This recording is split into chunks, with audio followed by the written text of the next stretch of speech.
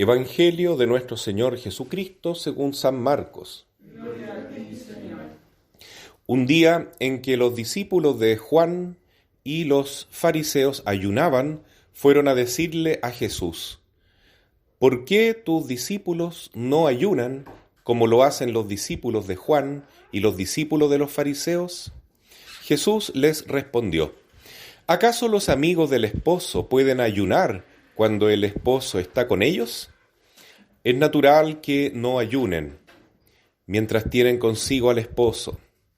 Llegará el momento en que el esposo les será quitado, y entonces ayunarán. Nadie usa un pedazo de género nuevo para remendar un vestido viejo, porque el pedazo añadido tira del vestido viejo y la rotura se hace más grande.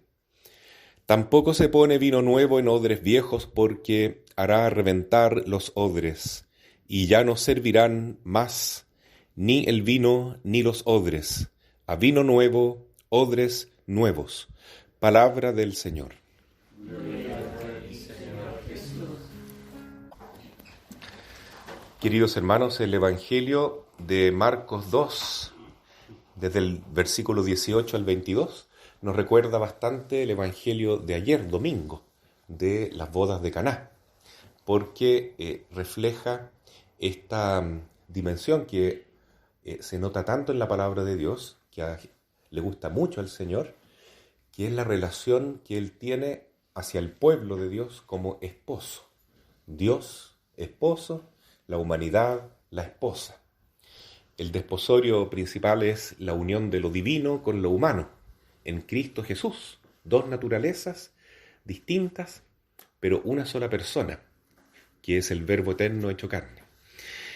Y la otra gran unión es la de Cristo, el Verbo encarnado, con la Iglesia, que según San Pablo en la carta a los Efesios, capítulo 5, es un gran sacramento, es un gran misterio. Y es la base para entender el sacramento del matrimonio. La unión de Cristo, que se ha entregado por entero en la cruz para presentarse una iglesia santa, inmaculada, ante Él.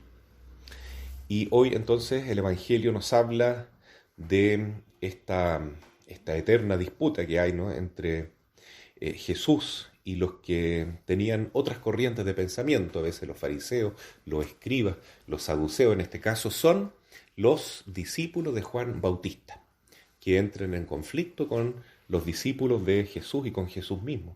Y le preguntan por qué estos discípulos no ayunan, por qué no hacen tanto sacrificio como Juan Bautista hacía, que estaba en el desierto lleno de esquemas de ascetismo, de mucho sacrificio, ayuno, vestía piel de camello, comía insectos, en fin, estaba apartado de todo lo que era mundano, nunca se acercaba a las ciudades, nunca entraba a la casa de nadie, etc. Entonces Jesús dice que no, porque vino nuevo en odres nuevos, ¿no? ¿Qué significa eso? Que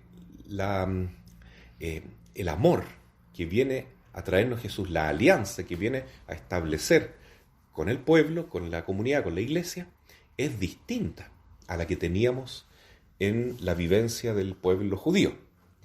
Y en primer lugar es que Jesús está con nosotros, y mientras está con nosotros no puede haber tristeza, no puede haber ayuno. ¿Cuál es el sentido del ayuno? Es clamar a Dios para que venga a nosotros y no estemos desunidos de Dios. Pero cuando estamos unidos a Dios, no puede haber ayuno, no puede haber sacrificio, porque todo es fiesta, todo es regocijo, todo es gozo, todo es alegría, ¿no? Inclusive cuando estamos viviendo la prueba, las dificultades.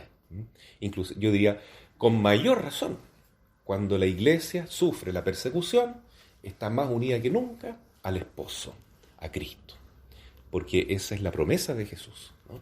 Felices ustedes cuando sean perseguidos, porque son llamados hijos de Dios. A ustedes les pertenece el reino de los cielos. Y bueno, estar en esa condición de pobreza, de confianza espiritual total, significa vivir en el espíritu de Cristo. Entonces eso puede significar un ayuno externo, puede significar problemas, persecuciones, dificultades, pero no una tristeza profunda, todo lo contrario. En el corazón del hombre que está unido a Cristo reina una profunda alegría, un gozo. Es la alegría del novio que está con la esposa. Ayer lo escuchábamos de una manera totalmente taxativa, sí, pero más claro, imposible, en el profeta Isaías, que por lo demás es interesante, ¿no? Hay profetas que se encargan más de denunciar los males que hay en el pueblo, las cosas malas que se están viviendo, las idolatrías, los castigos que van a venir por causa, ¿no es cierto?, de la apostasía, etc. Pero hay profetas que también anuncian cosas maravillosas, como el profeta Isaías. Y él dice que en Isaías 62, versículo 5, la alegría que encuentra el esposo con la esposa es la misma alegría que va a encontrar Dios contigo. Entonces eso es más específico, porque ahora ya no habla solo de que Dios es esposo del pueblo, de la iglesia, sino que también es el esposo de cada alma que se deja redimir y encontrar y unir con Cristo. Y habla de alegría, es decir, es bienaventuranza, es gozo. Estar con Jesús es alegría total. Y por tener esta alegría, a veces vale la pena sufrir algunos problemas, traspiés, inclusive estar dispuesto a que se burlen de uno o vivir, como decía el Papa Francisco, contra la corriente, o como dice el Padre Sergio en el oratorio, mejor luchar contra la masa. Es esa la realidad, ¿no? Hay que estar dispuesto a ir en contra un poquito, a ser contracultural, en contra de lo establecido, sobre todo en tiempos de persecución, como el que estamos intentando vivir ahora, en que se nota claramente un imperialismo global que manda en todo el mundo y que intenta poner la confianza en el hombre mismo para llegar a la felicidad, sin tomar en cuenta absolutamente nada a Dios, a Jesucristo. ¿Ya? Y esto es mucho peor que el imperialismo que existía en la época del Señor, el Imperio Romano, porque ellos todavía no habían conocido a Jesús. Conocían las filosofías antiguas, todas las religiones paganas, pero ahora que el mundo ha conocido a Cristo, le da vuelta a la espalda y es un pecado mucho mayor de apostasía, es un neopaganismo absoluto, ¿no? Es donde reina realmente Satanás. Y esto se va a ir notando poco a poco, y ya se está viendo, que las personas que quieran seguir a Cristo van a tener que estar dispuestos a sufrir la persecución. Y bueno, no todas las personas en tiempos de persecución están dispuestos a vivir el martirio. Hay distintas vocaciones dentro de la iglesia cristiana. Es lo mismo que pasó con Jesús, ¿no? Cuando Jesús pasó por la cruz, la madre estaba preparada para acompañarlo, muy cerquita. Estaba al pie de la cruz y estaba de pie. Santa María Magdalena, otra mujer que estaba completamente apasionada por la misión de Cristo, ahí estaba al pie de la cruz. San Juan Evangelista, porque él se puso bajo el cobijo de la madre, también consiguió estar ahí, muy cerca, en el epicentro de la misericordia infinita, ¿no? De el momento del Calvario. Pero los demás discípulos arrancaron como pollos, ¿no? Cuando llega un perrito o un animal peligroso. Entonces, ¿por qué? Porque no todos están preparados para vivir la persecución de la misma manera. En la época del Imperio Romano había personas que decían, sí, ya, bueno, no es tan malo lo que nos piden, solamente prender un poquitito de incienso al emperador, ya, y listo, y después yo puedo ir a la iglesia y ser católico, sigo siendo cristiano. Bueno, a eso le llamaban los lapsi, que significa los caídos, es decir, personas que en el fondo no daban testimonio de su fe, pero por supuesto que nunca fueron renegados por de la iglesia, no fueron excomulgados por eso, porque La llamada que hace Jesús es al heroísmo, a la santidad. Para todos es esa llamada, pero pocos eligen ese camino, que es el heroísmo. Entonces las personas que caían después se arrepentían, pedían perdón, se confesaban y seguían siendo cristianas. Otras personas, al contrario, eran tan apasionadas por Jesús que estaban dispuestas a darlo todo, ¿no? Entonces llegaba la persecución, ya tienes que ponerle incienso al emperador y decir que él es Dios. No pienso en decir que es Dios. Entonces te vamos a tirar a los leones o te vamos a cortar la cabeza con una espada. Ojalá que me hagan eso, porque yo quiero dar testimonio de Cristo. O sea, las personas que tenían ese fuego interior ya estaban totalmente preparadas para acompañar a Jesús en la cruz. Y son las que tenían más gozo, más felicidad. Sí, era increíble. Las personas, estos mártires que entraban a la arena en el circo romano, entraban cantando salmos de alegría, ¿no? Felices de poder enfrentarse a las fieras, ¿no? Bueno, entre estas personas que eran realmente heroicas, los mártires, que fueron muchísimos, y aquellos que se adaptaron a la situación y bueno, se acomodaron a lo que era fácil en ese momento, ¿no? Y no vivieron el cristianismo 100%, hubo un punto medio, que es el que celebramos hoy día, que es San Antonio Abad, ¿ya?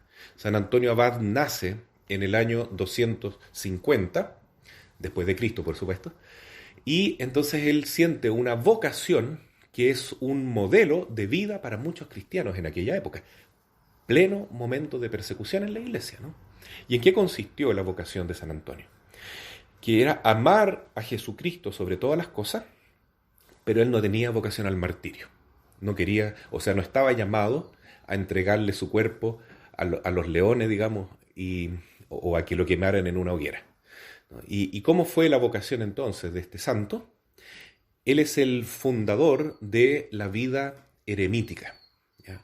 Que más tarde se transforman en los padres del desierto, ¿ya? Y después en el ideal del monacato, que comienza unos poquitos siglos después con San Benito. Entonces San Antonio una vez estaba en una iglesia y escuchó el evangelio que dice: si quieres ser perfecto, vende todo lo que tiene, dalo a los pobres, luego ven y sígueme. Y él era un hombre de letras, un hombre con mucha cultura, que tenía un buen trabajo, pero tenía una gran riqueza. Había heredado una riqueza, pero increíble. Tenía campos, tenía herencia de todo tipo, ya. ¿Y qué hizo después de eso? No, Dios me está hablando a mí. Entonces él fue y vendió todo lo que tenía y se lo dio todo a los pobres. Todo tal, exactamente como decía el Evangelio. Pero también tenía una hermana. Dijo, no, tengo que cuidar a mi hermana. Y le dejó unas parcelas a ella para que pudiera vivir bien. Después llegó a su casa y pensó, ¿por qué me reservé algo? Si Jesús dijo todo, hay que darlo todo. Así que fue y vendió también las parcelas de la hermana y se las dio a los pobres. O sea, se quedó con la pura hermana, ¿no? Y nada más. Bueno, ¿qué pasó? Que un grupo de monjitas que vivían cerca de su ciudad recibieron a la hermana y la cuidaron siempre. Ella se hizo religiosa. Y San Antonio se dedicó a trabajar con sus propias manos y rezaba todo el día. Y aún lo que ganaba con su trabajo, empleaba una gran parte de eso en darlo a los pobres. O sea, era realmente un santo, tremendo hombre de Dios. Pero cuando ya empezó a ver que la persecución estaba avanzando mucho, dijo, no, esto no es para mí. Y tal vez la vida en el mundo tampoco, ¿no? Aunque él conocía muy bien el mundo, pero dijo, esto no es para mí. Y se fue a vivir al desierto, como ermitaño. Y muchos siguieron el ejemplo de San Antonio, Abad. Abad significa padre, ¿no? Porque muchos seguían el ejemplo de él como un papá espiritual, aunque no vivían en comunidad todavía. Eso viene después con San Benito.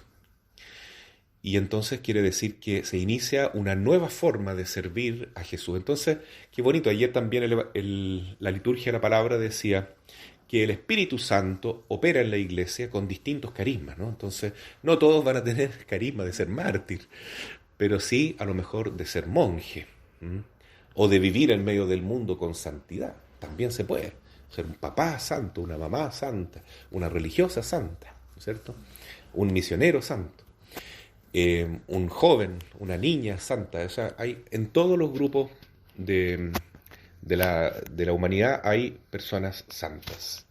Y esos son los que han descubierto la alegría de decir sí al esposo que quiere vivir esta felicidad enorme con nosotros. Dios quiere unirse con nosotros, no para que suframos, ¿no es cierto?, sino para vernos felices.